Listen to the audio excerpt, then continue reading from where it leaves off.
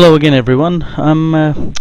I've been asked to look at some applications and help you solve some of these problems with applications with the derivatives of exponential and logarithmic functions. So what I'll do is we already had some exercises in class and some that I've assigned for homework, but what I'll do is I'll step forward a little bit and look at problem number 13 from exercise 19D in the textbook. I think it's a good problem to look at because it covers not only things from this chapter but some items to do with the velocity, acceleration and displacement that we briefly looked at when we started doing differential calculus. So we looked at rates of change at that point, but this will be a good refresher and also a good way to try and solve one of these problems with displacement, velocity and acceleration. Okay, so what the problem really asks you to do, it says that so if you haven't already looked at it, this is on page 565 of your textbook. Okay, it's on there. So have a look at that, and what it says is question 13: a particle P moves in a straight line.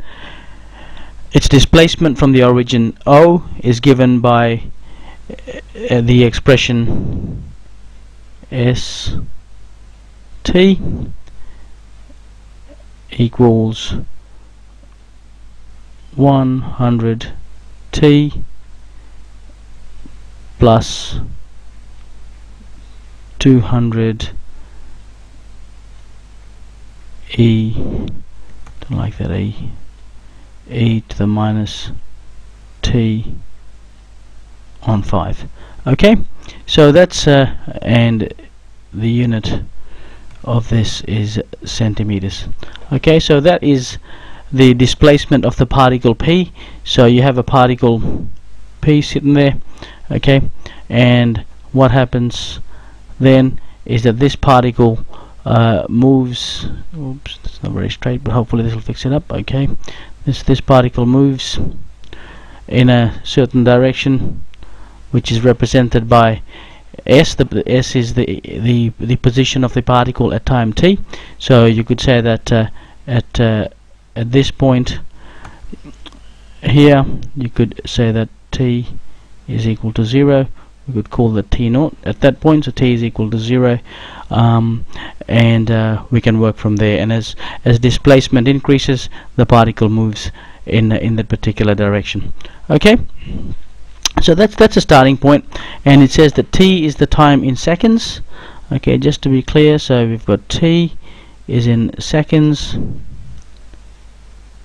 and it also says that t is greater than or equal to 0. Okay, so we can't really have I guess a negative time, so in this case t is greater than 0, and we're not looking at any time in between, so it's clearly defined, so our t equals 0 here is okay.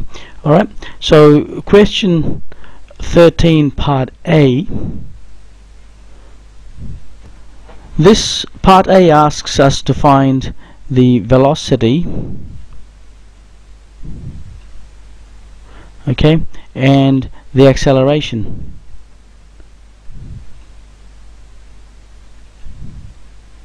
of this particle P, okay, so velocity and acceleration at particular times. Okay, so how do we do that? The first thing to look at is or to discuss is what is meant by velocity and acceleration. Now most of you or all of you should know what that means from items that we discussed or topics we've discussed earlier, especially when we looked at applications and where I demonstrated in class about the change in the position of a particle. Okay, so what does velocity and acceleration mean? But just to cover it, velocity is the rate of change of position, or the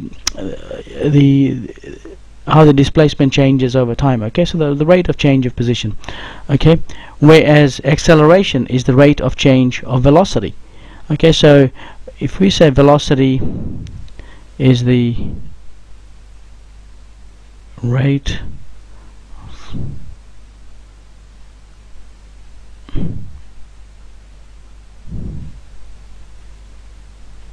okay, and acceleration is rate of change of velocity. Okay, so we know what these two are, and they're both rates of change. So what do we know about rates of change? Okay, the rate of change is represented by the derivative of a particular function. So the rate of change of position, which in this case is s, okay, the rate of change of s with time is the first derivative of s of t. Okay, so ds dt is the rate of change of position, which we can call velocity. Okay, in the same way, just for completeness, this we can also say represent it that way, just slightly shorter to write. Okay, or so we've got rate of change of position ds dt equals velocity. Okay, at any particular time. Okay, and what is acceleration? Acceleration is, as I said, the rate of change of velocity. So we apply the same principle that we've done here. So instead of saying the change of position, the velocity is now v from here. Okay, so the first derivative, or dv dt, is equal, call it a, hopefully it doesn't cause any confusion. Okay, that's acceleration, the rate of change of velocity.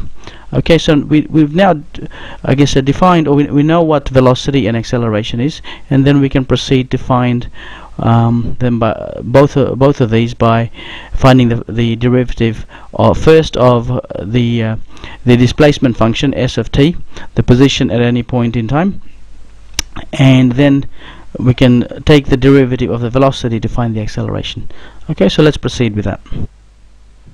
I'm just going to rewrite that function s of t so that we can remember it, which is 100t plus 200. Oops, the pen is not cooperating with me. Okay, that's a 5, not an s. Okay, so to find velocity, which we have called v of t, we have said that is ds dt. Okay, so ds dt is the derivative of that first part, so I'll just write it out. So 100t dt, okay, plus the derivative of the second part, which is 200 e to the minus t on 5 dt.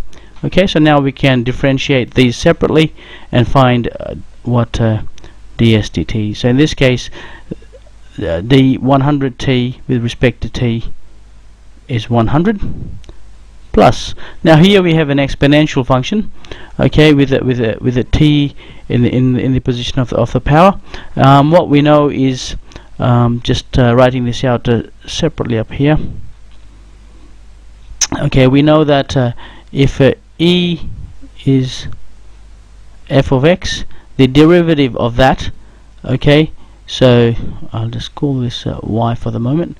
Okay, so just over here, dy dx will be equal to the derivative of f of x e f of x. Okay, so in this case, f of x is our function up here, but instead of x we now have a t, so we can call this f of t, which is equal to minus t over 5. Okay, so minus t over 5 is the same as saying it's 15t. Okay, and differentiating that, f dash t is equal to minus 1 on 5. Okay, so the derivative of this entire function now, or this part of that function, will be equal to 200 over, I'll put a minus sign there to take that minus into account, over 5, and then looking at that, which is e to the minus t on 5. Okay, so our velocity is equal to 100 plus 200 over 5 e to the t on 5. Let's just clean that up a little bit. So 100 plus just say minus 200 divided by 5 is 40 e to the minus t on 5. So our velocity of this particle p at any time t is equal to 100 minus 40 e to the t. Okay, so we have found our velocity function. Then we need to find the acceleration, which is the derivative of the velocity function. So we then differentiate the velocity function to find acceleration. Okay, so just scrolling up a bit to create a bit of space, leaving that there. Let's look at, let's make sure I write this down, short form of acceleration. Okay, so let's call it a of t, okay, which will be equal to the derivative of velocity, or dv dt.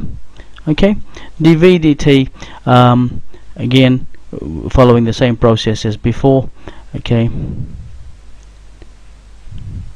is equal to d, differentiate that 100 with respect to t, okay, minus, we've got the next part over here, d 40 e to the 5 dt. Okay, so in this case what we end up with is effectively a 0 minus, and then we differentiate this the second part following the same process that I used up here. In this case f of x is still minus t on 5. Okay, so differentiating that will give us that same value, a minus 5. Okay, so that the derivative of this part will end up being a minus 5, so I'll put a minus there, over 5, okay, and e on 5. Okay, let's just clean that up a little bit again. We end up with two minuses up here, which becomes a plus.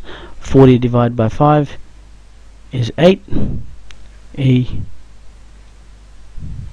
Okay, so that is the acceleration with respect to t. Okay, so that tells us how the acceleration changes over time. So now we have our three functions. Okay, we've got a displacement function which we started off with. We have our velocity function there. Just write that down again. Velocity. Okay, and finally we have our acceleration function there. So we have completed part A by finding the velocity and acceleration functions.